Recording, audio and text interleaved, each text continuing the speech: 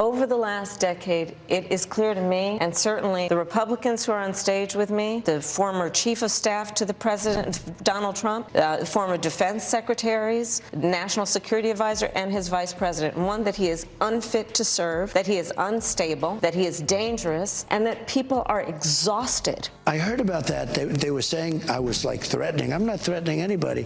They're the ones doing the threatening. They do phony investigations. I've been investigated more than Alphonse Capone. He was the greatest gangster. Ever wonder what happens when a VP and a late-night host team up to expose some Trump tall tales? Kamala Harris and Stephen Colbert just did that, and boy oh boy, did it ruffle some orange feathers.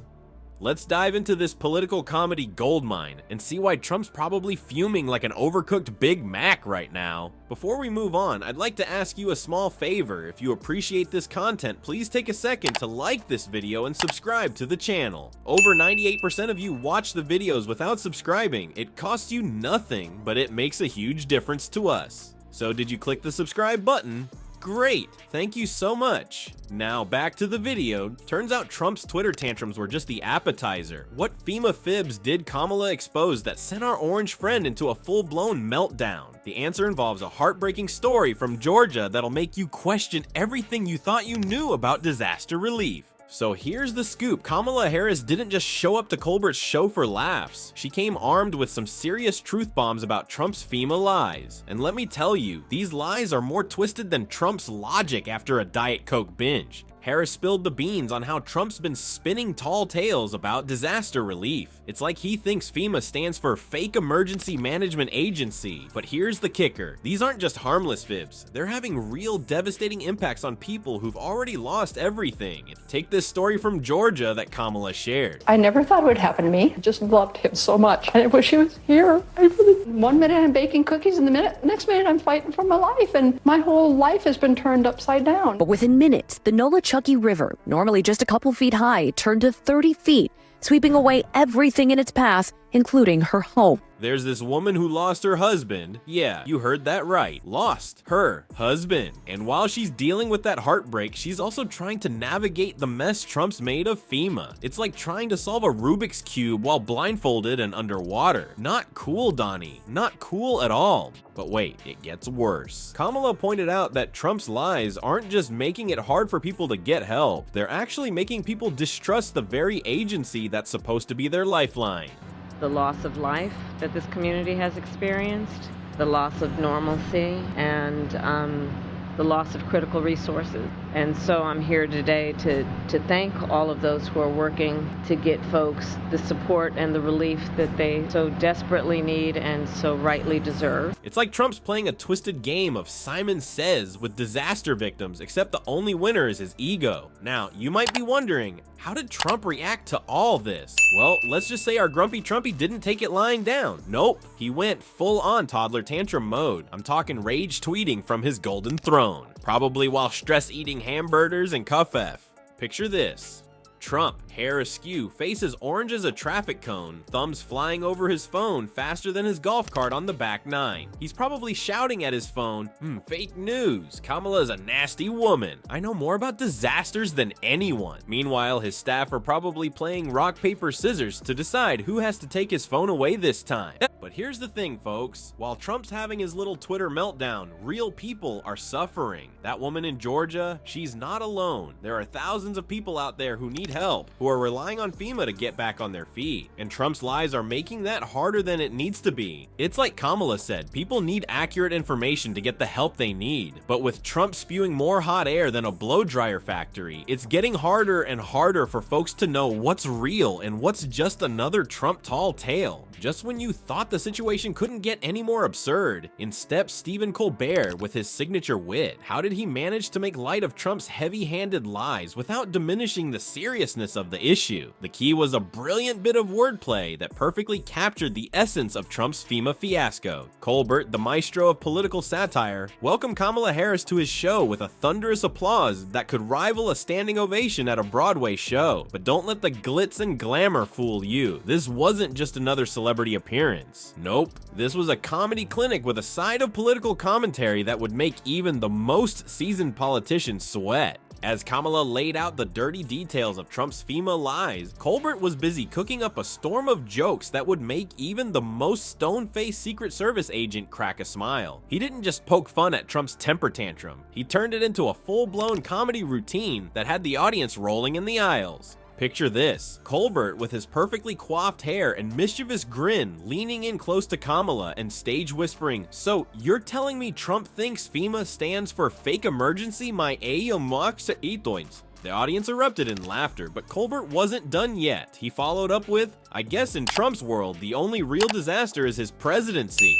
But here's where Colbert's genius really shines. He didn't just go for the easy laughs. Oh no, he used his humor like a surgeon's scalpel, cutting through the BS to expose the real issues at hand. When Kamala mentioned the woman in Georgia who lost her husband, Colbert's face softened for a moment. Then, with perfect timing, he quipped, "You know, Trump's so bad at disaster relief, he probably thinks Thoughts and Prayers is a FEMA program."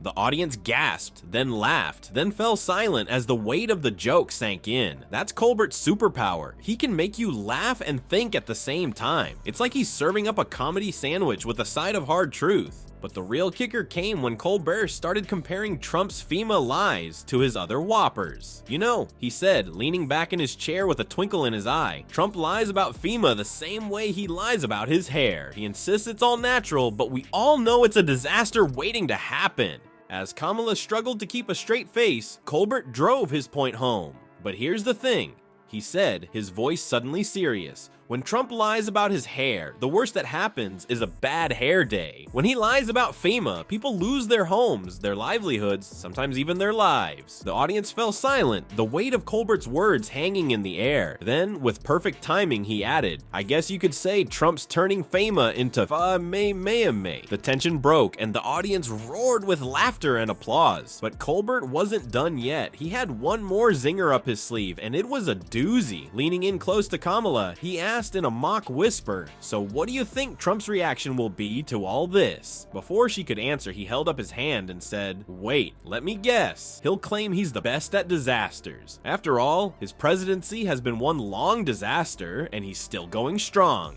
As Colbert's zinger hung in the air, Kamala Harris leaned forward with a glint in her eye. What if Trump's disaster expertise was about to meet its match? Harris had a plan that might just leave the former president spinning faster than his own lies. The vice president didn't waste any time getting down to business. She laid out her strategy to combat Trump's tornado of misinformation. And let me tell you, it's more substantial than the Donald's comb-over. First up on Kamala's hit list, the child tax credit. She's proposing to bump it up to a whopping $6,000 for the first year of a kiddo's life. Now, that's what I call putting your money where your mouth is. It's like she's saying, "Hey Trump, while you're busy tweeting, I'm busy helping families put food on the table." But Kamala wasn't done there. She emphasized the need for bipartisan cooperation to make sure aid reaches those who need it most. It's like she's trying to teach old dogs new tricks. And by old dogs, I mean crusty politicians set in their ways. You can almost hear Trump's tiny fingers twitching, itching to fire off a tweet storm in response. But here's the kicker. Kamala's plan isn't just about throwing money at the problem. It's about restoring trust in our institutions. It's like she's trying to fix the leaky roof that is our disaster relief system, while Trump's been too busy admiring his own reflection in the puddles.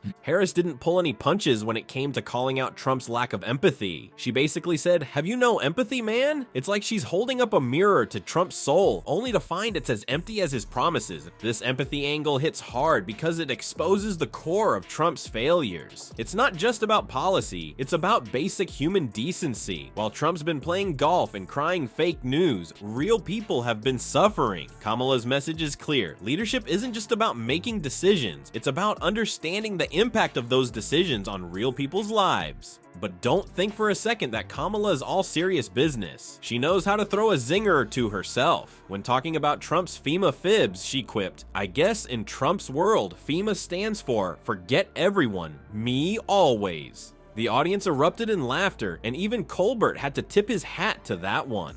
Kamala's plan to combat misinformation isn't just about calling out lies, it's about providing people with the truth they need. She stressed the importance of clear, accurate communication during times of crisis. It's like she's trying to be the adult in the room while Trump's throwing a temper tantrum in the corner. The vice president also touched on the need for preparedness and proactive measures in disaster management. She pointed out that climate change is making natural disasters more frequent and severe. It's like she's saying, hey Trump, while you're busy denying climate change, we're busy preparing for its consequences. Throughout her appearance, Kamala kept coming back to one key point: the real-world impact of Trump's lies. She shared stories of people struggling to navigate the bureaucratic maze of disaster relief, made all the more confusing by Trump's misleading statements. It's like trying to solve a Rubik's Cube while Trump keeps changing the colors.